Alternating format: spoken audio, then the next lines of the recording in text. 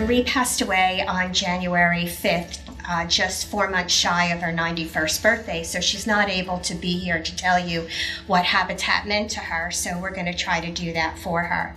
I've known Marie for 61 years. I started in banking in 1958, and bank where Marie was working at the time, and we got to be good friends, and she was just a very, very special person.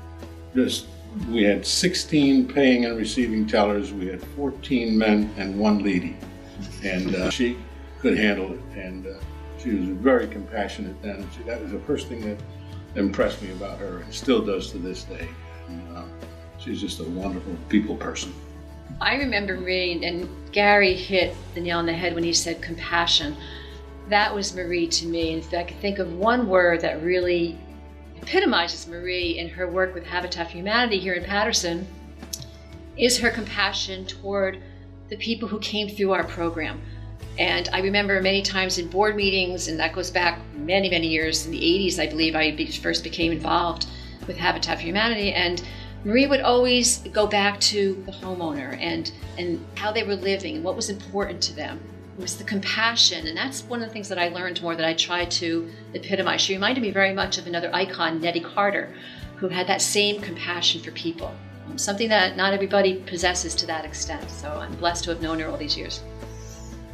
Marie was very religious. She went to church every day, and I think being involved in Habitat was the way in which she expressed her love for God's people on earth and put that love into action.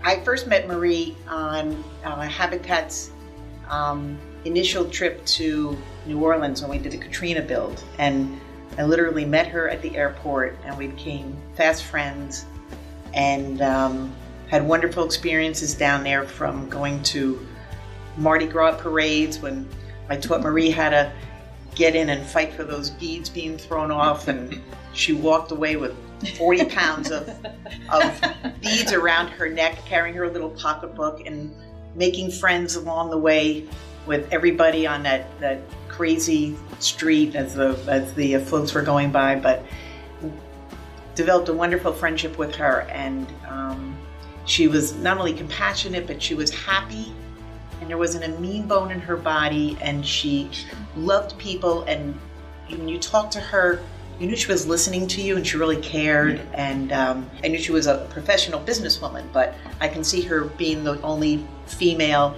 banker and holding her own, and everybody respecting her, and she carried that till the last day.